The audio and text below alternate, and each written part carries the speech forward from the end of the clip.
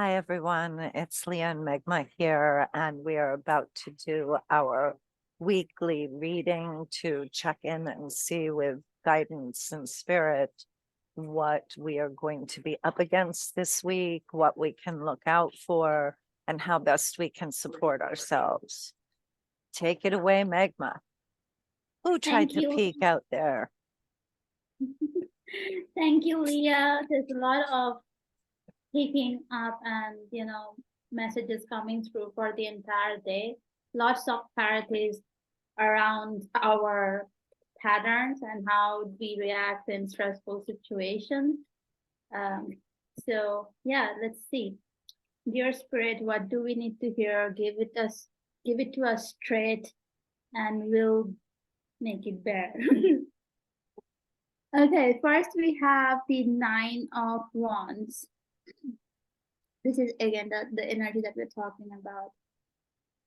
There's a whole clarity behind our old patterns, like this guy is looking back to the past over his shoulder, looking over his shoulder.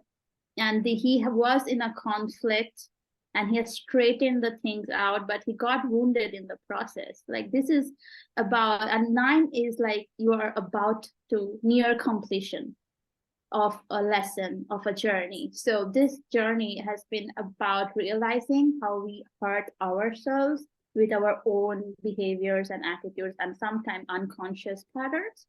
And this realization and this awareness is very bittersweet, because you don't feel good about yourself when you realize that you have been less than perfect. But also having the awareness means now you can do something to shift it and change it. Without the awareness, that's like mostly not possible in my experience. So that's why if you are feeling shit about yourself because you have seen yourself act or behave in a way that you do not approve, or you hope you are better with it, or you could handle your triggers more. Like for me personally, the last week I had a moment where I was triggered in regards to a very old and deep trauma, and I had the opportunity to actually observe how the cellular memories kind of come alive in that moment and takes over my whole response. And I was able to observe that, and obviously I hope I tackle the situation differently and responded differently to the person who triggered me, but he was not an aggressive person. He was not trying to cause me harm. He was being himself, and I got triggered, and I could see that how I'm responding out of it. So my point was like, even though it makes me kind of look at our muck, it is a time for celebration, because awareness is such a gift.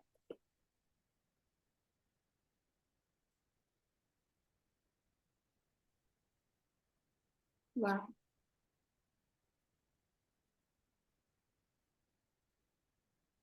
Okay. So next we have today is the Four of Pentacles. Pentacles is the physical realm, and the Four represents structure and systems, stability. So this whole conflict that we have gone through, and the ordeal of doing the shadow work, and the whole eclipse season, and the moon energies putting what we need to work on right in top of our face, isn't uncomfortable. And it seems like the journey has just begun. We have been just given the new year syllabus. Okay, this year you are going to work on this issues. And so kind of our journey has just begun. And the Spirit is saying the way you can survive this kind of continuous cyclic inner work that we have to do above and beyond our 3D responsibilities is making sure that in the 3D, in the physical realm, there are pillars holding us up. And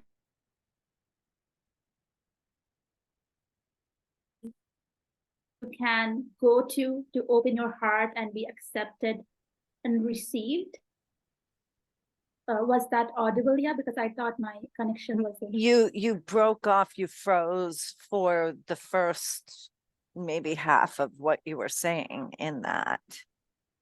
Yeah, so I said that Spirit is saying for us to be able to survive and go through this cyclic process of inner work, it is very important for us to have pillars in the physical realm, the physical reality that supports us and nourishes us. So yes, it is good food and exercise and having fun so that your physiology maintains a good chemical balance. But there are other things like having community or safe relationship that accepts you and sees you and encourages you.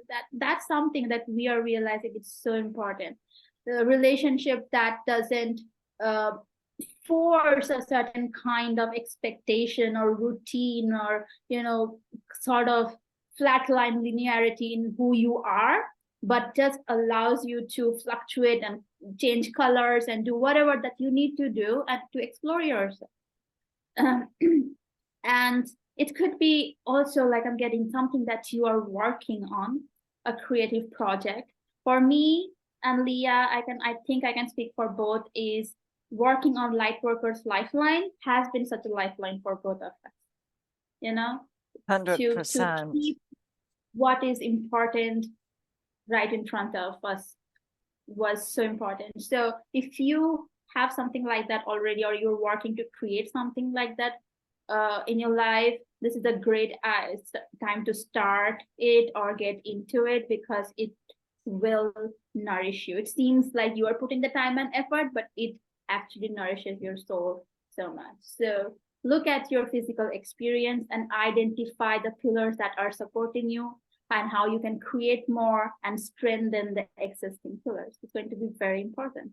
And I just want to add one thing because of the synchronicity of my hearing it on my way here. So Meghma and I are both in a program right now with A.G. Morishito, and he's an amazing coach. If you haven't had a chance to work with him, I highly recommend it.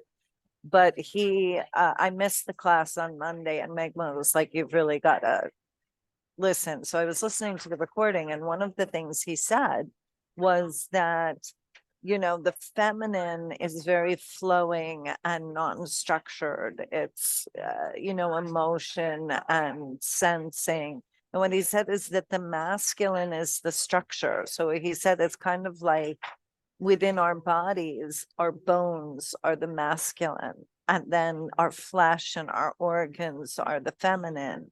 And without the masculine, we'd be this like amoebic blob, not very sexy, at least not in my eyes. And but with the masculine structure. So when you were saying that, I thought it was interesting that the card, the Four of Pentacles, was a female. And I kind of like that, but he was saying that the structure is, kind of like masculine in orientation. So I thought that was interesting. Yeah, and as you find out, she is a female, but she is standing on the pentacles, the physical pillars. So and what's like coming to tie this part of the conversation is, even though your battle has been energetic and spiritual, you will find the relief in the physical, and that's how it works. And grounding it into the physical, grounding it into the physical. The physical as well. Yeah, because you can see two of the pentacles are above, and those she's kind of like in relationship with. She's kind of both looking like a little kid, looking mischievous. One is way above her, one is close to her. So it's like ideals that you're still reaching for, but she's grounded through the other two. Rooted. Supported, right? Yeah, it's what's holding her up, giving her structure and the platform to stand on. That's and beautiful. To be playful and discover herself. Yeah. I love it. It's fabulous. Absolutely. Okay. The last card for today is Justice. A very strong energy. And what I'm getting today with this card is as you're doing this work, finding the awareness of what your patterns and how it is holding you back or pushing you forward and what you need to change. So you are balancing the skills. You're identifying where there are imbalances and you are putting them back into balance so that all your parts can operate in harmony within you. So Spirit is just reminding what this work is actually about.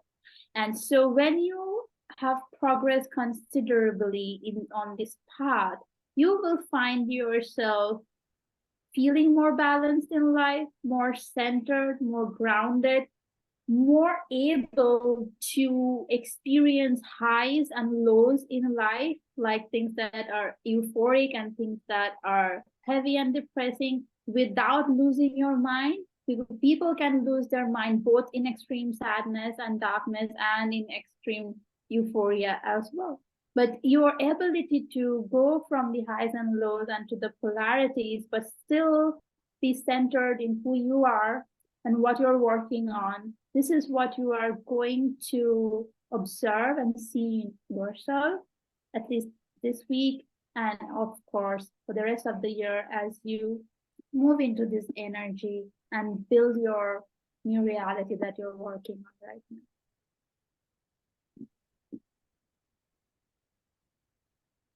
Yeah, and I just want to also add that it can get messy, this healing process where, when you're being asked to move through these final things and transform them, you can feel yourself, if let's say the feminine, because it really seems like voicelessness and servitude and these types of modes of behavior are what has really been coming up for me in the last couple of weeks, how to reclaim my power and my authenticity more. And what's happening is that it's shifting through and vibrating up like the suppressed rage, the suppressed anger from decades of not having a voice. And so I am so easily triggered now. And, this is part of that whole, the maturity, the stepping into an elegance of how you deal with life. It seems so out of place with where I am with the trajectory of my life. And again, I want to say to you, just a reminder that sometimes we find ourselves back kind of with our face on the floor, looking at all the nitty gritty, filthy stuff as we're getting ready to leave it. And that having it fully in our consciousness and just present to us so much doesn't necessarily mean we've slipped backwards. It could also just be that we are actually tangibly moving through it to move beyond it. Okay. And you can't get from here to there without going through it. All right. I mean, there are ways, but we won't talk about those now. Well, I will. I'll mention Reiki and flower essences can really help. But aside from that, you got to go through them. Yeah, you can always have little helpers to ease and cope, but there is no escape in the process. Like I feel that way, and and there is a very, very common saying in the world of shadow work and inner work is there's always a breakdown before the breakthrough. And in hindsight, sometimes in the beginning of my journey, I was like, did I really need to go through that to understand this? Like, wouldn't it be like, can't you just tell me nicely and I'll understand and not create this scene in my life? But it doesn't work that way. No, it's amazing. So every breakdown you have and is an opportunity to open up to a new reality. It's not only you are falling at the up, there's a literal rupture in the energetics of the reality now that you can pierce through and emerge into a new one of your choice. And now more than ever, I cannot emphasize that the way we are able to work with energy, access energy, manifest, all of that is changing radically. And I know any of you that are practiced energy workers are feeling this, but even people who haven't been aware that they were energy workers are starting to feel things and experience things. So it's a really miraculous time to be here, albeit exhausting and extremely challenging at times. So, but let's just persevere. I'm sure you are seeing glimmers of the way out, seeing glimmers of, that we are stepping away from the strife and from all of this that has been engaging us so much. So just keep leaning towards what feels good. And when you lean towards it, breathe it in, breathe into it, and magnify it around you. This is part of how we are affecting reality. Amen. Okay. Well, thank you.